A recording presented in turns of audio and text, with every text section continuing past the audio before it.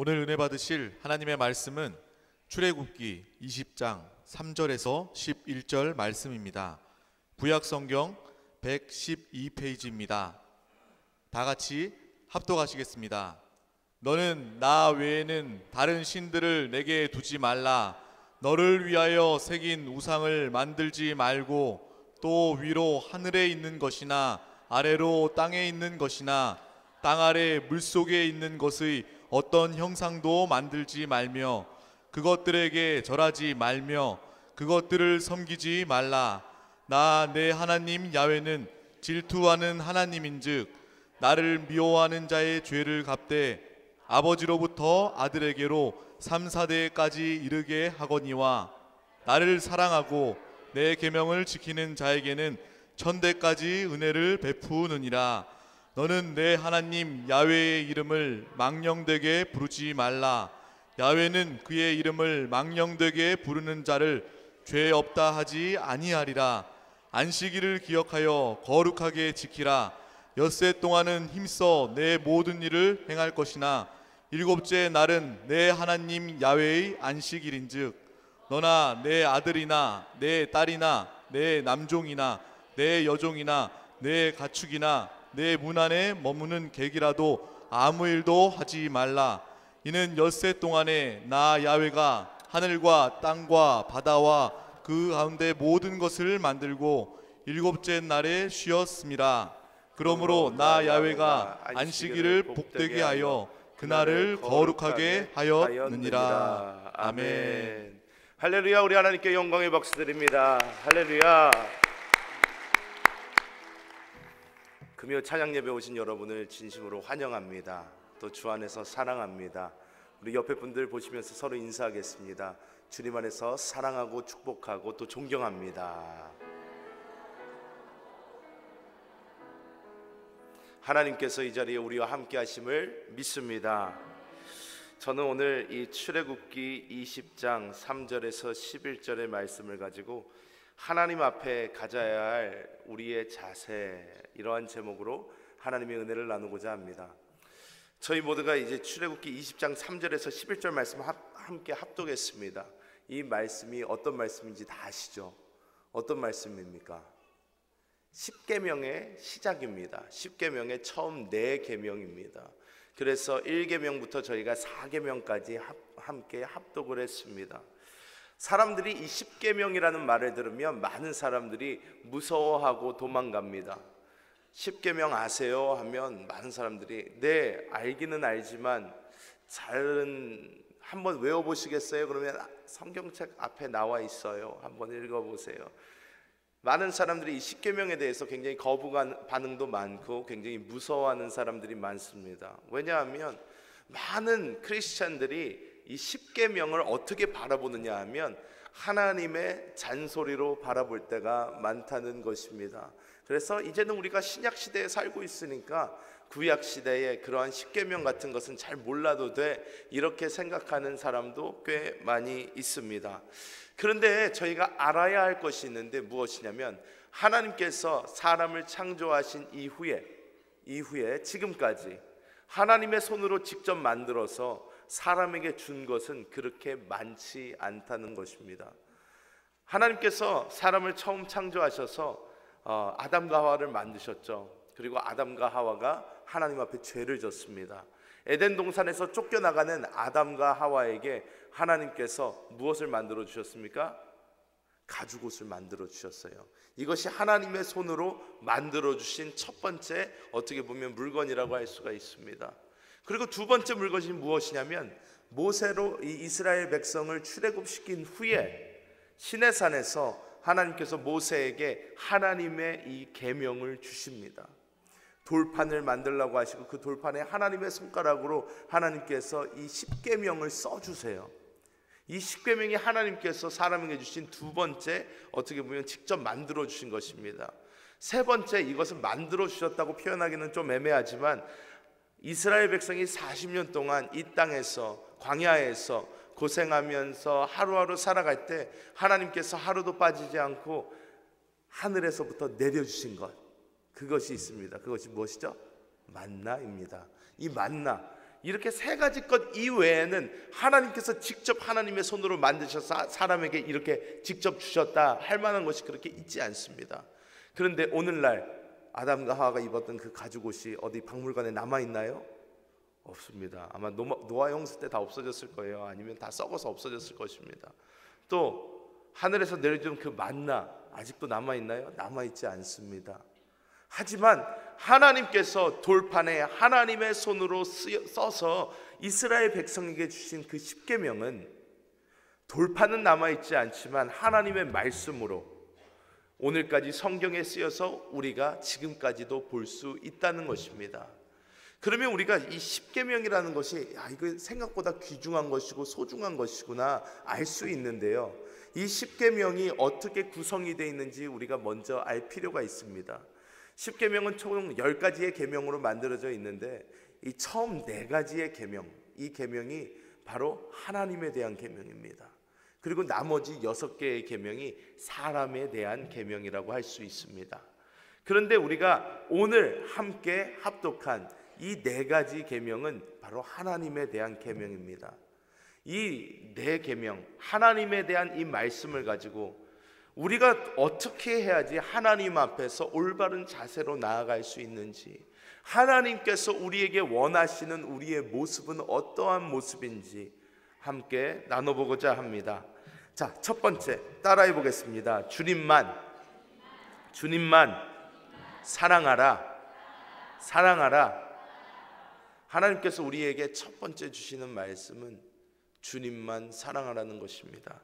출애굽기 20장 3절의 말씀 저희가 다시 한번 합독해 보겠습니다.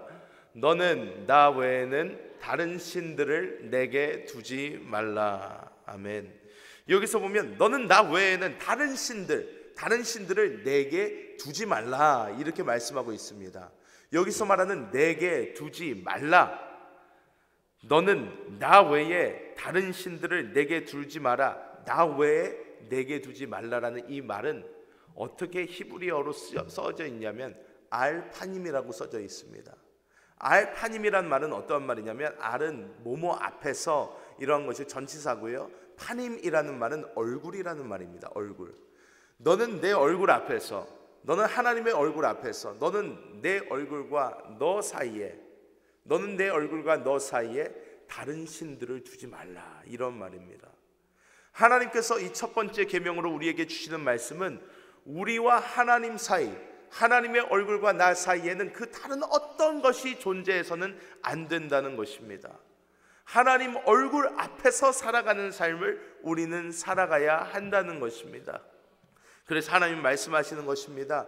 이래서 이 말씀에서 나오는 것이 바로 코람데오, 많은 분들이 들어보셨을 거예요. 하나님 앞에서 사는 삶, 코람데오, 하나님 앞에서의 삶, 이 삶을 하나님이 원하시는데 거룩하고 성결한 삶, 주님과 나 사이에 꺼리낌이 없는 삶, 이런 삶을 말하고 있습니다.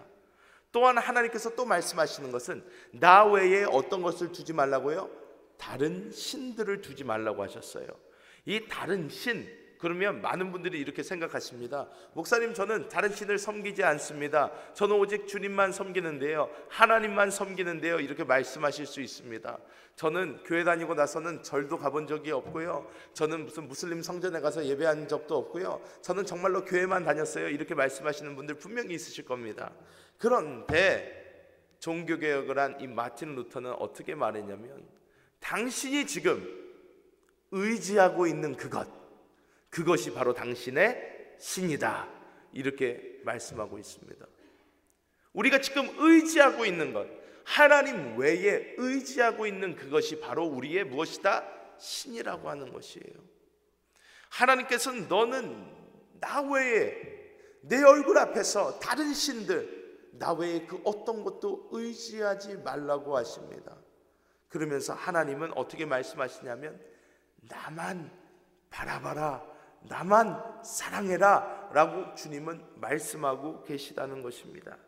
신명기 6장의 말씀이 있는데요, 이 신명기 6장의 말씀은 이 첫 계명, 하나님께서 우리에게 주신 너는 나 외에 다른 신을 내게 두지 말라라는 이 첫 계명을 설명해 놓은 것이 신명기의 6장의 말씀입니다. 이 말씀은 굉장히 유명한 말씀이에요. 왜냐하면 이스라엘 백성이 달달달달달달 외는 말씀이기 때문에 그렇습니다. 이 말씀을 우리가 쉽게 쉐마 말씀이라고 합니다. 쉐마라는 게 무슨 뜻인가 하면 들으라 라는 뜻이에요. 들으라.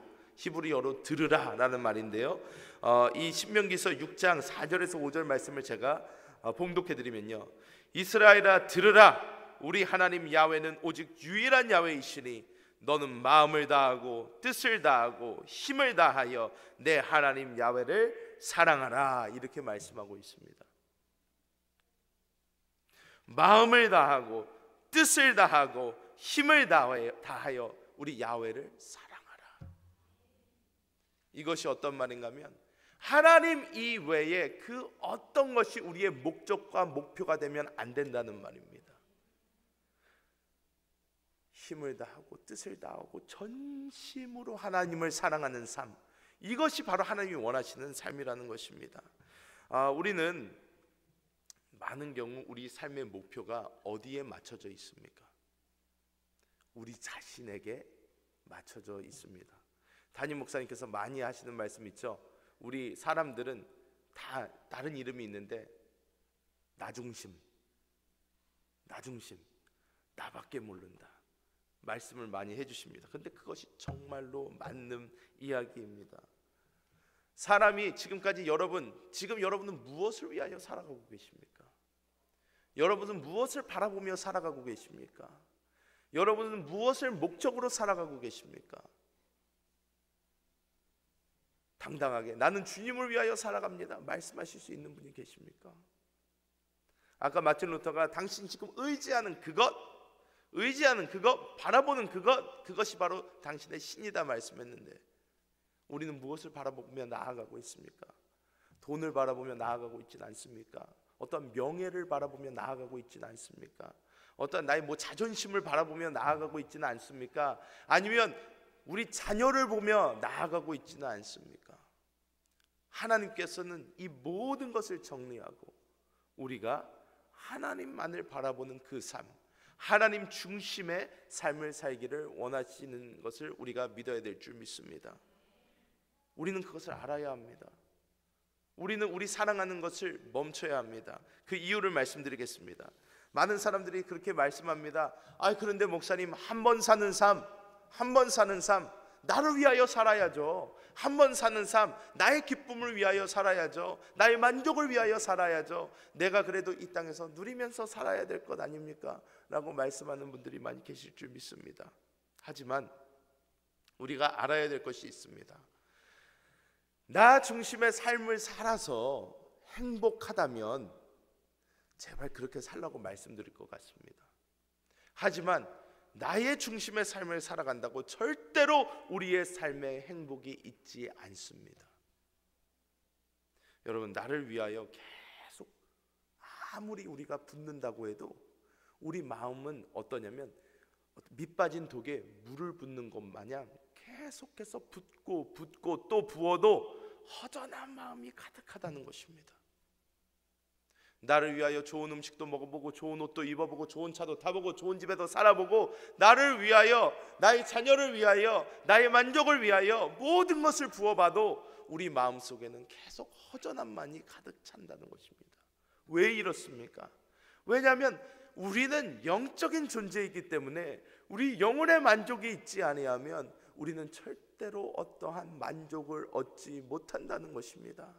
우리가 하나님 중심의 삶, 하나님만 살아가는 삶, 하나님만 위하는 삶을 살면 꼭 우리의 삶이 불행할 것 같은데, 꼭 우리의 삶에 남는 게 아무것도 없을 것 같은데, 그런데 그러한 삶을 살면 우리 영혼 깊은 곳으로부터 뿜어져 나오는 놀라운 기쁨이 있는 줄 믿습니다. 그 기쁨을 체험하시기 바랍니다. 우리가 하나님을 정말 사랑할 때, 그 하나님을 정말로 섬길 때 우리 마음 가장 깊은 곳으로부터 가장 위대한 기쁨과 감사가 솟아져 나오는 줄 믿습니다. 지금 우리 담임 목사님과 30인의 성도님들이 지금 카자흐스탄 알마티에 있습니다. 선교 중에 있습니다. 정말 어마어마하게 빽빽한 스케줄입니다.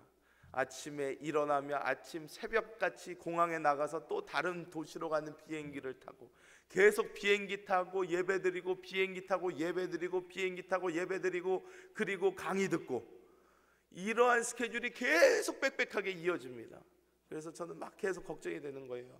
우리 담임 목사님 너무 힘들지 않으실까? 너무 지치지 않으실까? 하나님 계속 지켜달라고 보호해달라고 기도하고 있는데, 제가 이 금요창 예배 들어오기 전에 저희 청년 중 한 명이 지금 거기 가 있습니다, 선교를. 근데 그 청년이 저에게 저희 청년 임원방에다가 메시지를 남겼어요. 뭐라고 남겼냐면 너무 아쉬워요. 지금이 마지막 날이라니 더 있고 싶어요. 이렇게 쓴 거예요. 사실 육체적으로 볼 때 그 선교 일정이 쉽지 않습니다.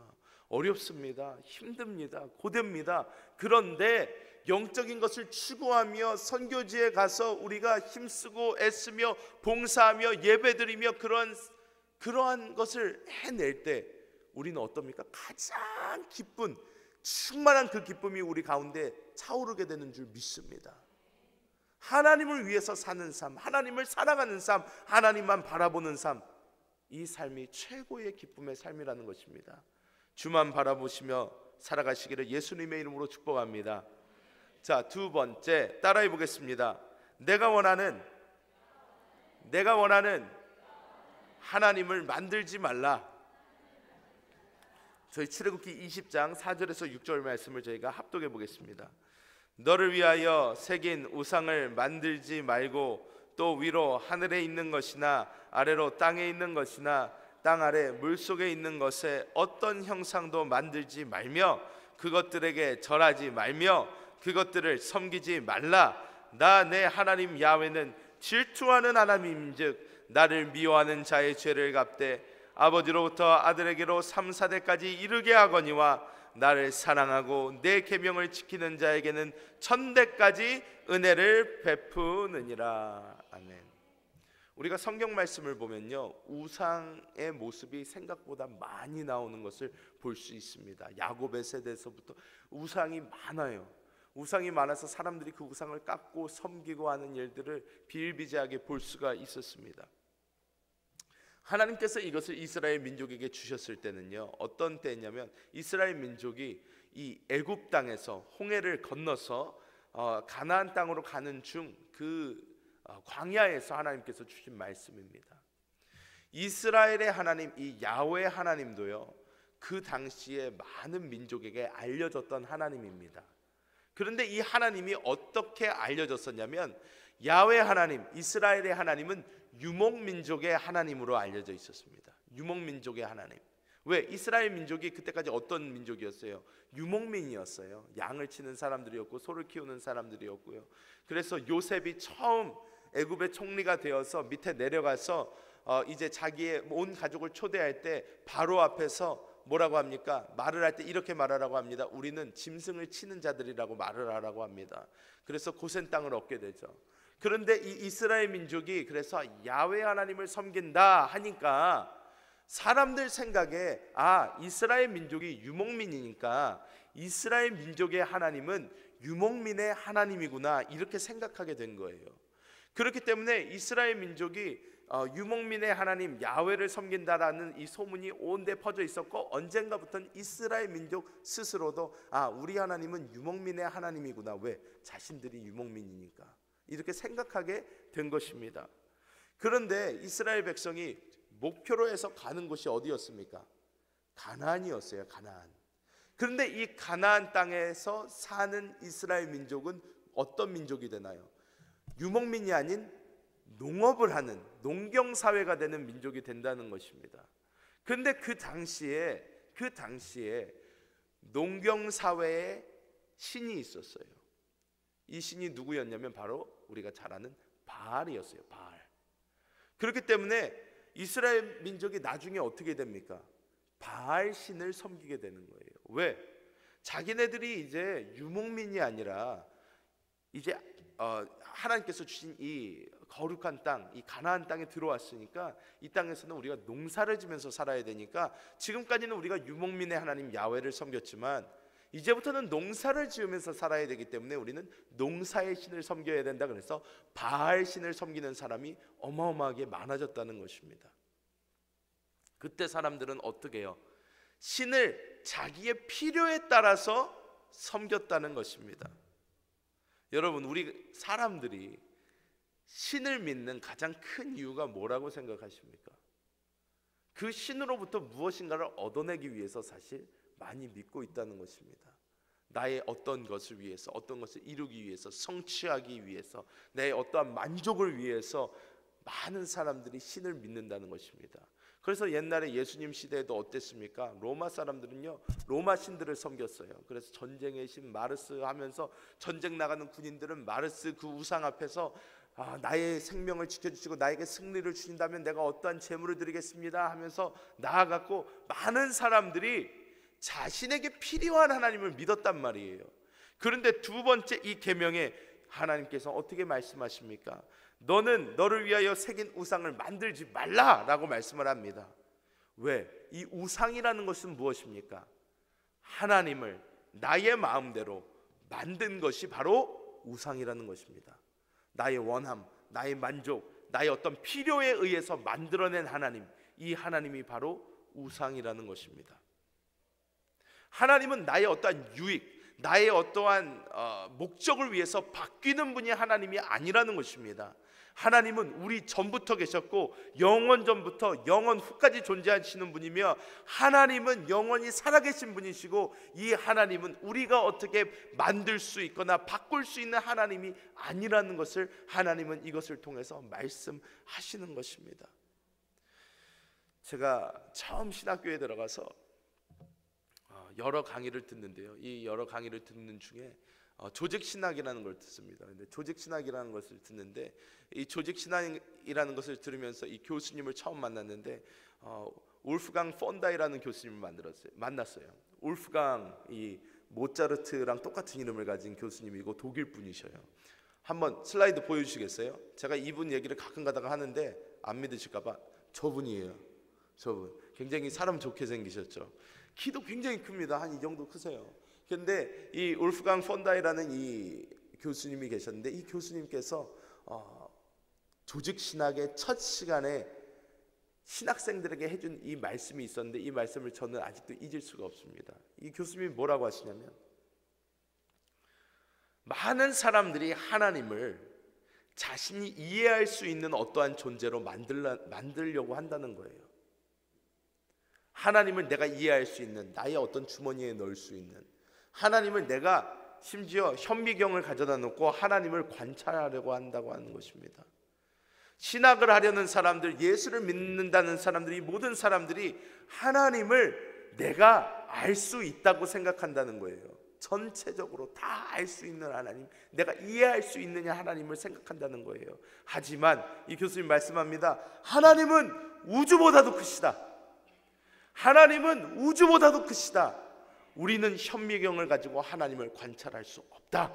우리는 단지 하나님께서 하나님의 말씀을 통하여 우리에게 보여주신 그만큼, 다 그만큼만 하나님을 알 수가 있다. 이렇게 그 교수님이 말씀을 하셨는데, 제가 그 말씀을 잊을 수가 없습니다. 하나님을 여러분의 필요나 어떤 이해에 맞추려고 하지 마십시오. 우리는 많이 하나님을 원망합니다. 하나님은 왜 나의 어떠한 필요에 맞춰주지 않았다고, 나의 어떤 상황에 맞춰주지 않았다고 우리는 하나님께 따집니다. 하나님 왜? 이해할 수가 없습니다. 하나님 어떻게 나한테 그러실 수가 있습니까? 하지만 하나님은 뭐라고 하십니까? 너의 우상을 만들지 말라. 나를 너가 이해할 수 있는 어떠한 존재로 작게 만들지 말라. 나는 하나님이야. 나는 전능한 하나님이야. 무소부재한 하나님이야. 나의 생각은 너의 생각보다 훨씬 높고, 내가 가진 그 시선은 너희가 머무는 그 시선보다 훨씬 넓어. 나를 너의 사이즈로 줄이지 말라. 이렇게 하나님은 말씀하십니다. 그리고 그 하나님 어떻게 말씀하십니까? 우리가 하나님을 우리가 원하는 것으로 바꾸고 우리가 하나님을 우리가 어떻게 이해할 수 있는 존재로 우리가 만들어 버릴 때 그것은 우리들의 우상이 되고 우리는 진정한 하나님을 섬기게 되는 것이 아니라 우리가 만들어 놓은 우상을 섬기게 된다는 것입니다. 그런데 그렇게 우상을 섬기게 될 때 하나님은 어떻게 하신다? 질투하신다는 거예요. 질투. 여러분, 이 질투를 이해를 하십니까? 많은 사람들이, 저도 사실 성경을 처음 볼 때요, 이 질투라는 단어를 봤을 때요 되게 이상했어요. 왜? 아니, 성경에 나올 만한 단어가 아닌 것 같은 거예요. 특히 하나님이 째째하게 무슨 질투를 합니까? 무슨 연애하는 사람도 아니고 하나님이 왜 질투를 할까요? 생각을 했는데요, 제가 자식을 낳은 이후에 이것을 깨닫게 됐어요. 저희 딸이 지금 저기 앉아 있는데 예주라고 있습니다. 저희 큰딸이 둘째, 셋째 때부터는 포기했어요. 그렇지만 첫째 때는 첫째를 딱 낳았는데 얼마나 이뻐요, 처음 애를 낳으면. 그래서 아유 이쁘다, 너무 이쁘다, 너무 이쁘다 그러면서 막 애기를 이뻐하면서 그렇게 애기를 키웠습니다. 그래서 이 엄마 아빠의 마음속에 어떤 마음이 있어요? 야, 내가 너를 정말로 이뻐하니까 이 애기가 자기를 어떻게 할 거다? 사랑할 거라고 생각을 해요. 사랑할 거라고 생각을 해요. 그런데 이 아이들이 조금씩 크죠, 조금씩 크죠, 조금씩 컸습니다. 근데 조금씩 컸는데 저한테 와서 물어봅니다. 아빠, 테레비 봐도 돼요? 저희 집에는 룰이 있어요. 어떤 룰이 있냐면 어린이집을 다니는 월요일부터 금요일까지는 테레비를 보지 않는다. TV를 켜지 않는다. 이런 룰이 있어요. 그래서 제가 그랬죠. 오늘 무슨 요일이지? 너 어린이집 다녀왔지? 테레비 보면 안 돼. 그랬어요. 그랬더니 바로 저한테 뭐라 그러냐면 아빠 미워! 그러는 거예요. 그러더니 나중에는 제가 주말에 토요일 날 교회에서 일을 보고 이렇게 집에 들어가면요, 제가 들어오는지도 몰라요. 왜? 테레비만 보고 있어요. 눈이 고정이 돼서요, 정신이 거기 다 뺏겨 있어요. 그 모습을 보면서 우리 부모님이 나 어렸을 때 테레비 보는 모습을 보면 이런 마음이었겠구나. 왜? 아버지가 집에 들어왔는데도 아빠 다녀오셨어요? 인사도 안 합니다. 눈길조차 안 줍니다. 오, 나의 사랑 테레비 바라보고 있습니다. 제가 그래서 몇 번 당하고 나서 마음속에 어떤 마음이 드냐면 질투의 마음이 생기는 거예요. 저놈의 테레비가 뭐라고? 아버지가 들어왔는데도 테레비만 보고 있나? 그래서 제가 애들을 불렀습니다. 애들아 이리 와봐라. 애들이 막 와요. 아빠 말을 잘 들어라. 아빠가 집에 왔는데 너희가 저 테레비를 보고 있으면 아빠는 당장 저 테레비를 갖다 버릴 거다. 깔끔하게 버려버릴 거야. 그러니까 너희가 좋아하는 저 테레비를 보고 싶다면 아빠가 집에 오면 빨리 뛰어와서 아빠 다녀오셨어요? 최대한 미소를 지으면서 이쁘게 인사를 하고 그 후에 다시 테레비를 보도록 했습니다. 근데 저는 한다면 하거든요. 우리 애들도 그걸 잘 알고 있습니다. 그래서 들어왔는데 또 테레비만 보고 있는 거예요. 테레비로 가서 테레비를 띄려고 했습니다. 그랬더니 저희 애들이 당장 뛰어 아빠 죄송합니다 그러더니 그 다음부터는 제가 오면 먼저 이제 저희 와이프가 이렇게 힌트를 주죠. 아빠 오셨다 그래요. 그러면 애들이 불이 나게 뛰어와요. 다녀오셨어요 그러면서 맨 처음에는 0.1초 인사하고 다시 갔는데 또 버린다고 하니까 이제는 좀 5초 정도로 길어졌습니다. 그래서 다녀오셨어요 인사를 하고 이렇게 갑니다. 그래서 제가 이 하나님 마음을 약간이나마 이해를 하게 되는 거예요. 애들이 집에 왔는데 인사도 안 하고 테레비만 보고 있어도 마음에 이런 질투가 나는데 우리에게 모든 것을 주신 하나님, 우리를 이 세상 무엇보다 사랑하셔서 하나밖에 없는 아들을 죽여주신 그 하나님, 그 하나님이 우리만 바라보고 계시는데 우리가 하나님은 보지 않고 세상 것에 팔려 돈 보고 있고 명예 보고 있고 다른 것 보고 있고 우리의 우상을 만들어서 다른 것 섬기고 있다면 하나님 마음이 어떠실까요? 여러분, 하나님만 바라보시기를 예수님의 이름으로 축복합니다. 세 번째, 함께 따라해 보겠습니다. 띄워주세요. 방송실. 세 번째. 자, 따라해 봅니다. 아버지의 이름을 소중히, 그리고 그 이름을 빛내는 삶을 살라. 이 출애굽기 20장 7절의 말씀 먼저 함께 읽어보겠습니다. 너는 내 하나님 야훼의 이름을 망령되게 부르지 말라. 야훼는 그의 이름을 망령되게 부르는 자를 죄 없다 하지 아니하리라. 아멘.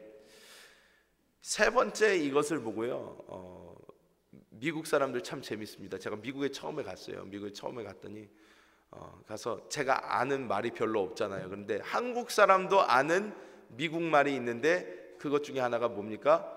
오 마이 갓! 다 아시잖아요. 오 마이 갓 다 아시잖아요. 그래서 이 오 마이 갓은 아니까 제가 길 가다가 또 교회에서 어떤 일을 하다가 제가 그랬어요. 오 마이 갓! 그럽니다. 그랬더니 갑자기 교회 다니는 다른 애들이 저를 갖다가 찰싹 때려요. 그래서 왜? 그러면 10계명에 하나님의 이름을 망령되게 부르지 말라 그랬어. 그러는 거예요. 그럼 뭐라 그래야 되냐?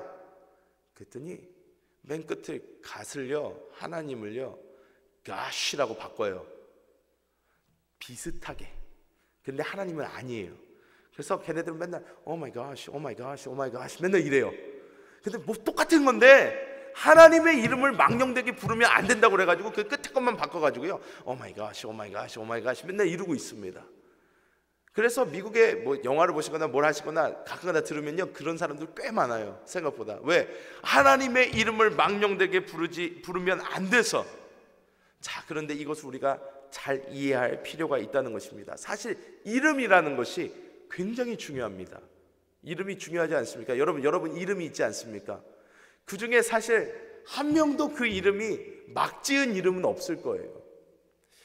옛날 분들 중에 아들 낳기 위해서 많이 낳다가 7번째 또 딸이 나왔으면 뭐 칠순이 이렇게 지었을 수는 있어요. 그런데 요즘 애들을 한두 명밖에 안 낳는 시대에 이름을 얼마나 고심해서 짓습니까?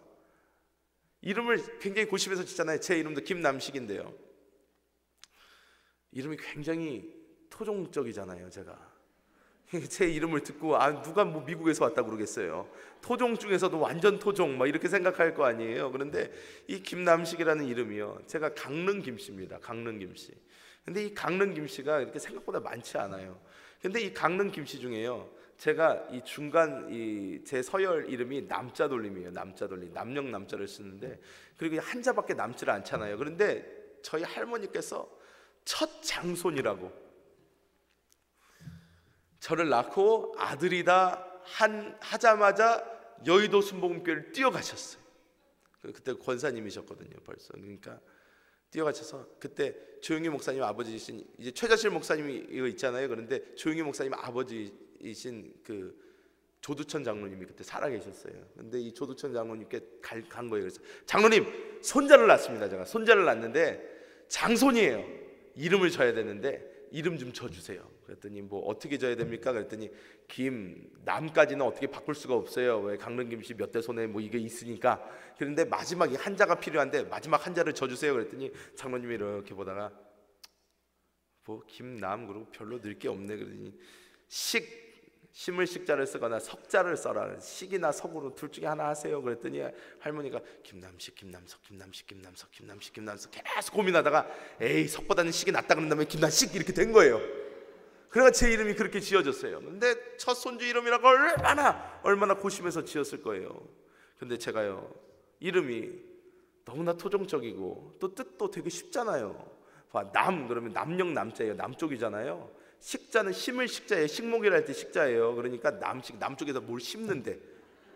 근데 이제 제가 보니까 이제 성이 김이잖아요. 근데 이 쇠금자잖아요. 남쪽에다 금을 심는다. 좋게 생각을 했어요. 남쪽에다 금을 심어야 되는구나. 남쪽에다 금을 심어야 되는데. 그래서 제가 평생 동안 제 이름을 생각을 했어요. 그래서 계속 살아오면서 태어나기도 어디서 태어났어요? 남한에서 태어났어요. 이야, 난 그래서 내가 북쪽에서 안 태어나고 남쪽에서 태어났구나. 그래서 남식, 그래서 남쪽에서 태어났고, 그래서 제가 미국을 갔는데도 남부를 갔어요. 그래서 아틀란타, 그래서 남부를 갔어요. 이야, 그래서 미국도 이렇게 남쪽으로 왔구나. 그러면서 막 생각하면서 저는 제 이름을 가지고 평생 남쪽에다가 아주 좋은 것을 심을 그런 사람이다 생각하면서 막 이렇게 왔는데요. 그런데 이스라엘 백성도 마찬가지라는 거예요. 이스라엘 백성은요, 이름의 뜻이 다 있어요. 그런데 우리가 잘 아는 엘리야 선지자 있잖아요. 엘리야 선지자, 이 엘은 어디서 나온 엘이냐면 엘로힘 할 때 엘입니다. 그러니까 하나님이란 뜻이에요. 리라는 말은 나라는 말이에요. 나의. 야는 야훼 할 때 야자입니다. 그러니까 나의 하나님은 야훼시다, 이러한 뜻이에요. 엘리야라는 이름의 뜻이. 나의 하나님은 야훼시다. 그런데 이 엘리야가 어떤 삶을 살았습니까? 이 엘리야는 바알과 아세라 선지자들하고 맞서서 싸워가지고 우리 하나님 야훼 하나님이 유일하신 진짜 신이라는 것을 증명해내지 않았습니까? 그러니까 이스라엘 백성도 이렇게 우리 민족처럼 이름에 대해서 굉장히 고민하고 이름에 대해서 굉장히 중요하게 생각한다는 것입니다. 그런데 하나님께서 이스라엘 민족에게 본인의 이름을 말씀해 주셨어요. 뭐라고요? 야훼, 이렇게 말씀해 주신 거예요. 근데 여러분, 교회 나오신 지 얼마 안 되신 분들은 이런 질문을 할 수 있어요. 목사님, 성경책에는요 여호와 써 있는데 왜 우리 교회만 오면 저것도 야훼라고 쓰고 읽을 때도 야훼라고 있고 헷갈려 살겠습니다. 여호와입니까? 야훼입니까? 이렇게 물어보시는 분들이 계셔요. 자, 설명을 잘 해드릴게요. 이 이스라엘 언어는요 원래 아야어여 오요유의가 없어요. 기역 니은 디귿 이거밖에 없어요. 그렇기 때문에 이스라엘 민족이 쓸 때 하나님 야훼라는 이름을 쓸 때요 YHWH가 나옵니다. YHWH 이렇게 나오니까, 그러고 나서 어떻게 알 수 있냐면 성경책을 이스라엘 백성은 어떻게 해요? 외워요. 말을 하잖아요. 그러니까 태초에 하나님이 천지를 창조하시니라 이렇게 쓰니까 히브리어로 기역 니은 디귿 이거밖에 안 써 있는데도 이게 무슨 말인지 아는 거예요. 자, 그런데 하나님께서 제3계명에 하나님의 이름을 망령되게 부르지 말라고 그랬어요. 그랬더니 이스라엘 민족 마음속에 깊은 공포가 생긴 거예요. 어떻게? 하나님의 이름 함부로 불렀다가는 죽겠구나. 그러니까 이스라엘 민족이요 성경을 쓸 때요 어떻게 쓰냐면요 양피지를 가져다가요, 양의 가죽 있죠, 양피지를 쫙 가져다가요. 성경책이 이스라엘 민족은 오래된 성경이 없어요. 왜? 성경이 이렇게 닳잖아요. 그러면 이스라엘 민족은 이것을 태워버려요. 보관 안 합니다. 태워버려요. 태우고 새 성경을 써요. 새 성경을 쓰는데 이 새 성경을 쓸 때 하나님의 이름이 나옵니다. 하나님의 이름이 나오면 어떻게 하냐면요 펜 내려놔요. 손 씻어요. 그런 다음에 새 펜을 가지고 와요. 새 잉크를 가지고 와요. 찍습니다. Y를 아주 공을 들여서 써요. 그 다음에 그 펜 또 내려놔요. 손 씻어요.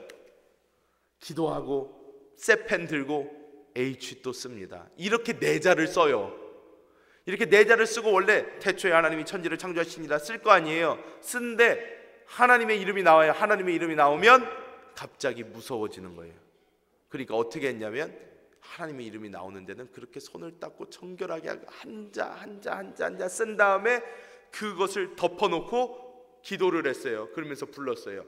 아도나이 하고 넘어가요. 아도나이라는 것은 무슨 뜻이냐면 내 주님 이런 뜻이에요. 왜? 하나님의 이름을 불경스럽게 부를까봐, 잘못 부를까봐, 쓸데없이 부를까봐 조심하고 하나님의 이름을 그렇게 썼다는 거예요. 그렇기 때문에 아야어여오요의가 없는데 기역 니은밖에 없는데 YHWH밖에 남질 않았는데 아무도 하나님의 이름을 부르지를 않는 거예요. 왜? 너무나 귀중하고 너무나 소중하고 너무나 위험한 이름이기 때문에. 그랬더니요 나중에 그러고 나서 몇천 년이 지난 거예요. 이스라엘 민족도 모르겠는 거예요. 하나님 이름이 뭔지. 야, 하나님 이름 뭐냐? 야, 나 잘 몰라. 우리 아버지 아도나이만 하고 넘어갔어. 야, 그래? 야, 할아버지한테 좀 물어봐. 야, 우리 아버지도 그냥 아도나이 하고 넘어갔어. 아무도 기억을 못하는 거예요. 근데 YHWH만 남은 거예요. 그래서 이것을 보고 뭐 제호바, 여호와 하다 보니까 이거는 아무리 봐도 문맥상 야훼라고 읽을 수밖에 없겠다. 그래서 요즘에 학자들은 야훼라고 읽습니다. 근데 이게 중요한 게 아니에요. 왜? 하나님의 이름을 그렇게, 하나님의 이름을 머릿속에서 잊어버릴 만큼, 왜? 너무 소중해서 안 불러서 이렇게 중요하게 생각을 했다는 거예요. 여기서 하나님의 이름을 망령되게 부르지 말라고 했는데, 망령되게라는 말은 히브리어로 샤브라는 말입니다. 샤브라는 이 말은 어떠한 뜻이냐면 헛되게 부르다, 이런 뜻이에요. 헛되이, 무엇을 헛되이 사용하려면 그것이 무슨 뜻이에요? 아무 생각 없이 함부로, 아무 생각 없이 의미 없이 함부로 쓴다는 거잖아요. 우리가 무엇을 의미 없이 함부로 쓴다는 것은 그것에 대한 사랑이 없고 애정도 없고 존경도 없다는 것입니다. 제가 옛날에 이렇게 너무 가난하게 살았어가지고요, 저희 아버지가 이제 목사님이시니까 여의도 옛날 교육자 한 달 사례비가 5만 원인가 그랬어요. 근데 그렇게 받고 사니까 저희 집에 정말로 뭐 먹을 것도 없고 많이 그러고 산 거예요. 그런데 그렇게 살다가 조금 사정이 나아졌어요. 하나님이 복을 주셔서 계속 조금씩 나아졌어요. 그런데 제가 아직도 처음 생각나는 게, 저희 어머니께서 저랑 이제 저희 아버지께서 성교훈련원을 하시면서 저희랑 이게 2년 반을 떨어져서 살았어요. 저랑 제 동생이 사이판이라는 곳에, 저희 아버지께서 사이판 순복음교회 담임 목사로 계셨어가지고 거기에 가 있었어요. 그런데 저희 어머니께서 2년 반 동안 자식들이랑 떨어져 있으니까 1년에 뭐 한 번 볼까 말까 하니까 1년 동안 이렇게 얼마나 애들이 보고 싶겠어요. 그러니까 막 기다렸다가, 아직도 기억나는 게 그 당시 엄청나게 비쌌던 나이키 신발을 저를 사주셨어요. 태어나서 처음으로 나이키 신발을 신어봤어요. 그 감동을 저는 아직도 잊을 수가 없어요. 하얀 운동화에 이 파란색 이 색깔이 있었는데 운동화를 사주셨는데요, 그 운동화를 제가 신고요, 한 걸음 걷고 신발 밑창을 한 번 닦고, 또 한 걸음 걷고 또 한 번 닦고, 어디를 가나 집에 갔다 오면 흙먼지부터 털고 깨끗하게 닦아가지고 오 나의 나이키 그러면서 이렇게 했던 기억이 있어요. 저는 그 나이키를 어떻게 해요? 귀중하고 아주 소중하게 생각을 하는 거예요. 귀중하고 소중하게 생각을 하니까 어떻게 해요? 아껴요. 매일 뭐 막 사랑스러워요, 막 이렇게 되잖아요. 그런데 그 나이키가 얼마 동안 그랬겠습니까? 그래봤자 한 달. 그 다음부터 막 신고 다니는 거예요. 막 이게 어디 구겨서 신든 말아서 신든 뭐 질질 끌고 다니든 전혀 상관하지 않고, 지금은 그 나이키가 어디, 당연히 버렸죠. 언제 버렸는지도 모르죠. 그런데 이 말씀을 왜 드리나, 우리가 하나님은요 너무나 소중한 존재인데 그 하나님을 너무 많이 보다 보니까, 너무 많이 하나님 앞에 나온다고 생각을 하니까 그 하나님을 어떻게 생각해요? 함부로 생각할 때가 너무 많다는 거예요. 그만큼 소중하지 않게, 그만큼 귀중하지 않게 여길 때가 너무나 많다는 것입니다. 정말로 우리는 우리 그 아버지 하나님, 그 귀중한 이름을 우리에게 주셨는데 그 이름을 정말로 소중하게 생각하고 정말로 아끼고, 그리고 어떻게 살아야 돼요? 그 아버지 이름을 빛내는 삶을 살아야 된다는 거예요. 어디 나가서 내가 크리스찬이다 말할 수 있어야 되는 것입니다. 제가 전에 이런 간증을 했어요. 어떤 간증이냐, 저희 전도 세미나 영상을 봤는데 거기에 이렇게 어유 예수 믿으셨어요? 뭐 이런 말 듣는다고 그러잖아요. 그런데 제가 그 세미나를 본 지 얼마 안 돼가지고 이 무한리필 삼겹살집을 갔어요. 저희 집 앞에 생겨가지고 참 은혜로운 곳이다 생각을 하고, 야 어떻게 이렇게 10,000원만 내면 고기를 끊임없이 줄 수가 있는가, 그래서 참 좋은 데다. 그리고 저희 집 애들이 다 조그매가지고 돈도 안 받는데요. 그러니까 얼마나 좋아요. 그래서 야 좋다. 주일날 예배를 마치고 아주 거룩한 마음으로, 행복한 마음으로 가족 식사를 하러 갔습니다. 20,000원만 내면 5가족이 먹을 수 있으니 얼마나 행복합니까? 갔는데 한 판을 맛있게 먹었어요. 땡동 해서 그랬습니다. 사장님, 리필이요. 내 소리를 들었는데 5분이 지나도 고기가 오질 않습니다. 또 한 번 눌렀습니다. 땡동. 사장님, 리필 부탁드렸는데요. 아, 예. 또 5분이 지났는데 아무것도 오질 않습니다. 땡동. 사장님, 리필 주세요. 예. 결국은 한 15분 넘어서 받았어요, 리필을.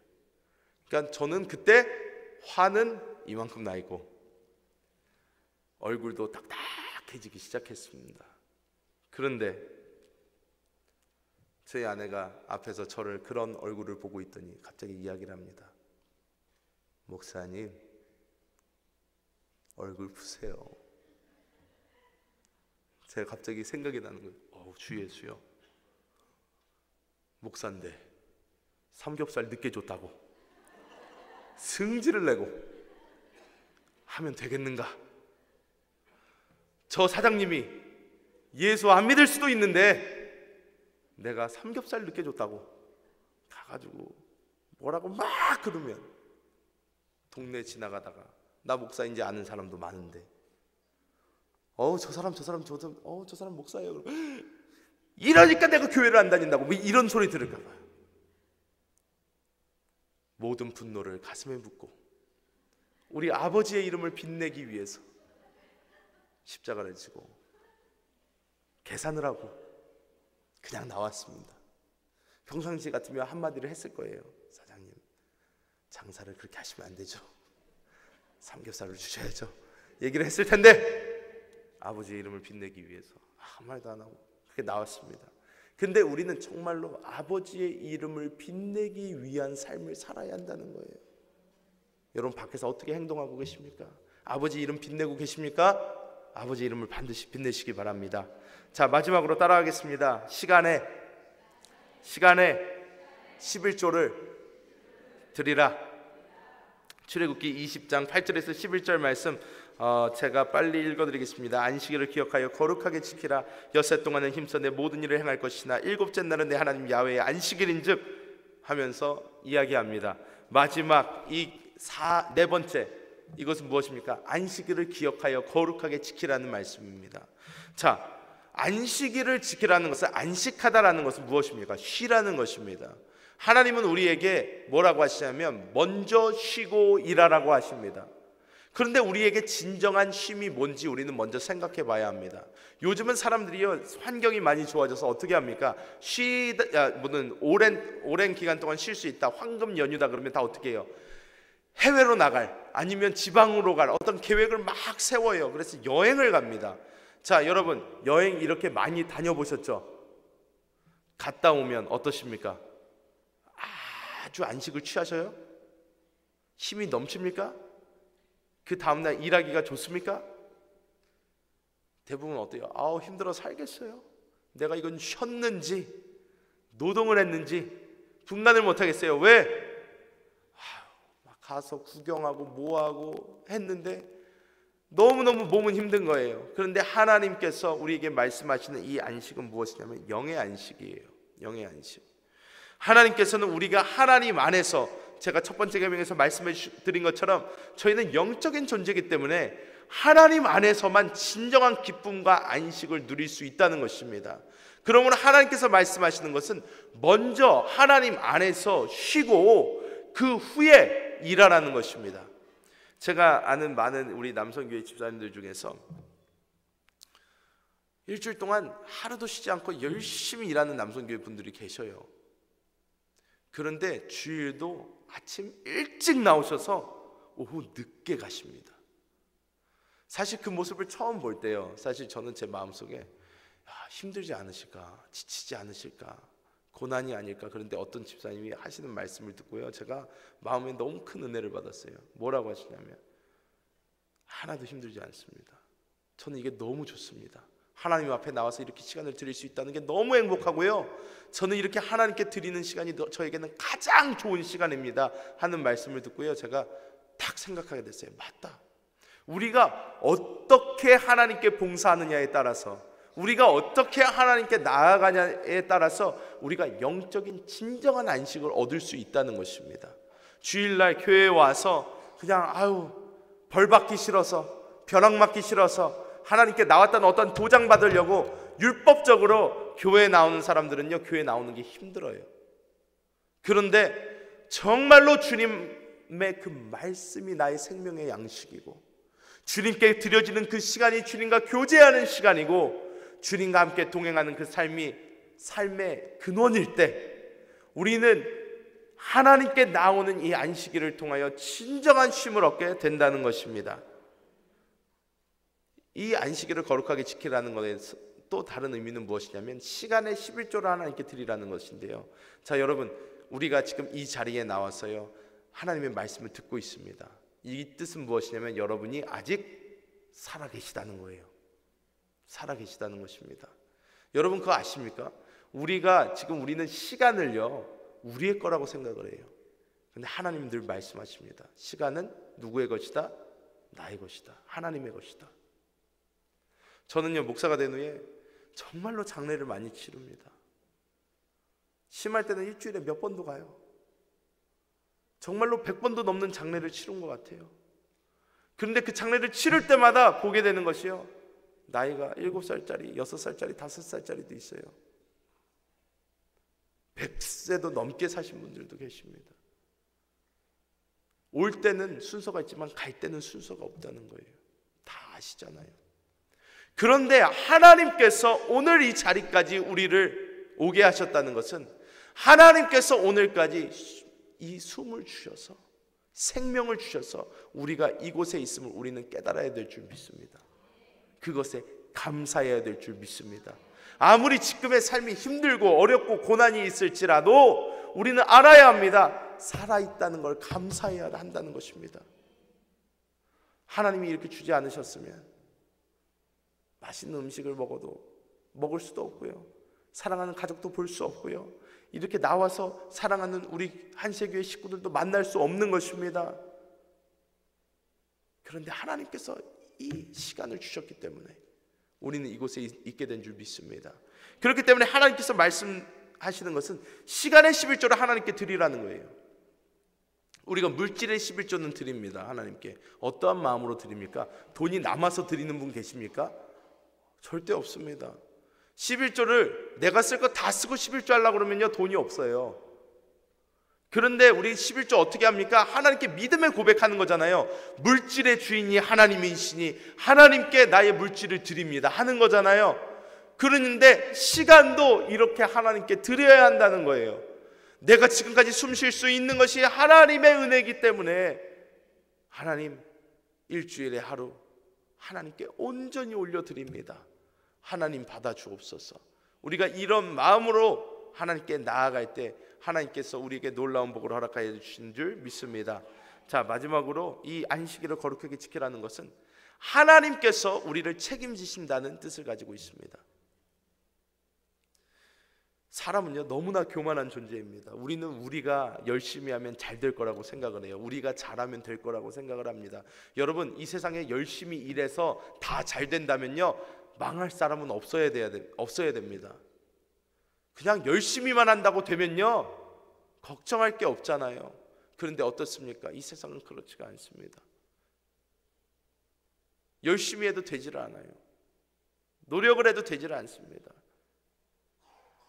연세가 드신 분들은 생각을 할 거예요. 청년들은 생각을 해요. 아직도 어떻게 해요? 내가 공부 열심히 하고, 내가 뭐 열심히 하고, 내가 뭐 스펙을 어떻게 쌓고, 내가 어떻게 하면 성공할 수 있을 것이다.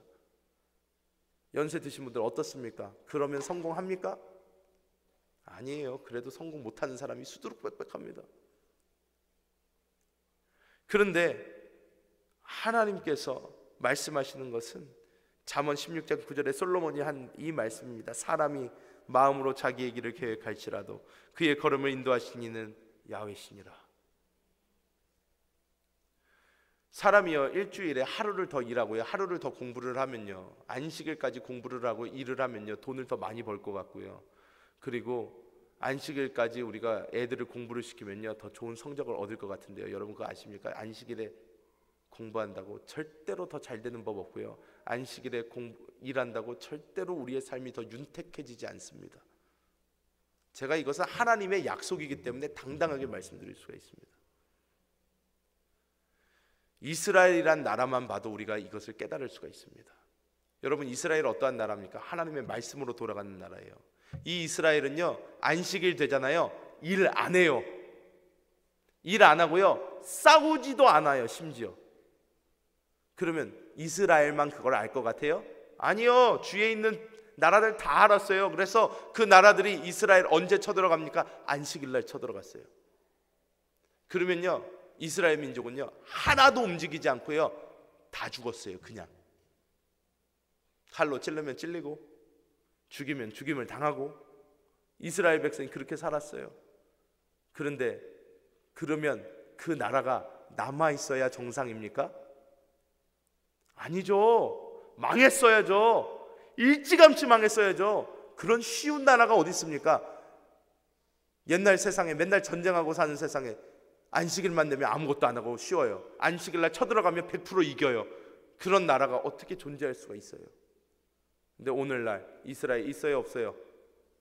잘 살아요, 못 살아요? 세계 최강대국 중에 하나예요. 어떻게 그런 역사가 일어날 수가 있습니까? 하나님 살아계시기 때문입니다. 하나님이 살아계시기 때문이에요. 하나님께서 약속하시는 게 이겁니다. 안식일 전날까지 열심히 일하고, 아까 만나 얘기했잖아요. 만나를요, 안식일 전날에는 2배로 내려주신다고 그랬어요. 그게 무슨 뜻입니까? 안식일 날은 일 안 해도 먹고 살 수 있도록 해준다는 거예요. 하나님이 책임진다는 거예요. 여러분, 절대로 여러분 인생을 여러분 책임지려고 하지 마십시오. 왜? 책임지지 못합니다. 빨리 하나님께 맡기시기 바랍니다. 안식일 거룩하게 지키시기 바랍니다. 하나님 중심으로 하나님께서 인도하시는 삶 사시기 바랍니다. 이럴 때 하나님의 놀라운 역사를 보게 될 줄 믿습니다. 여러분, 말씀을 맺도록 하겠습니다. 어떤 자녀가 효자입니까? 효녀입니까? 부모님의 마음을 이해해 주는 자녀가 효자고 효녀입니다. 돈 많이 준다고 효자 효녀 아닙니다. 부모님의 마음을 이해하고 부모님의 마음에 합당하게 사는 자녀가 효자고 효녀입니다. 우리는 하나님 앞에 어떻게 살아가고 있습니까? 하나님만 사랑하고 계십니까? 하나님을 우리의 욕심대로, 나의 유익대로 그렇게 믿고 있지는 않습니까? 하나님의 그 거룩하고 소중한 이름 빛내면서 살고 계십니까? 시간의 11조를 주님께 드리고 있습니까? 우리는 우리의 삶을 되돌아봐야 될 줄 믿습니다. 우리가 진정으로 하나님을 하나님으로 인정하고 하나님의 그 마음을 이해하면서 주님의 이름을 높이며 하나님만 의지하며 하나님만 사랑하며 사는 그 삶을 살 때 하나님의 놀라운 은혜는 우리 가운데 넘치게 될 줄 믿습니다. 기도하겠습니다. 하나님께서 우리에게 큰 은혜 주시고 지금까지 우리를 살려주시고 하나님의 자녀 삼아 주셨는데, 아버지, 우리는 매일 우리 자신만 바라보며 하나님 중심이 아닌 내 중심으로 살 때가 너무나도 많았습니다. 주여, 이 시간 회개하오니 그리스도 예수의 거룩한 보혈로 용서하여 주시고 아버지의 생명으로 그 자녀처럼 하나님의 이름을 높이며 하나님을 사랑하며 하나님을 위한 삶을 살게 하여 주시옵소서. 하나님께서 기도하는 이 저녁에 하나님의 놀라운 은혜를 부어주사 하나님 중심으로 우리가 다시 돌아가게 하여 주시고 하나님의 놀라운 생명을 맛보게 하여 주옵소서. 주님께 감사와 영광 돌리며 모든 말씀 예수님의 이름으로 간절히 기도합니다. 아멘.